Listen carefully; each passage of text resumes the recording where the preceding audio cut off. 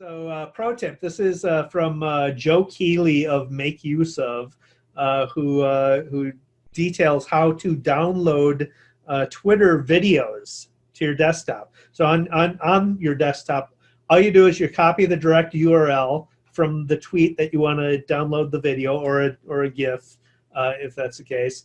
And then you can paste it into a downloader site. So there's a variety of sites that you can use that will actually download the video for you. You take the URL you've copied from the tweet that you want to download the video from and paste it into sites like savetweetvid.com, twittervideodownloader.com. A couple of others, we'll put the links to it in the show notes. Beware the ads on these sites because they kind of are tricky and trying to get you to click on things that you're not supposed to click on. So just follow the instructions carefully and beware of the ads. Choose the quality of the download you want, so like 720p or high definition or lower definition or whatever, and then click download and you can download the ad. There's additional instructions for downloading from Android and iOS mobile devices. We'll put the link in the show notes so you can follow that.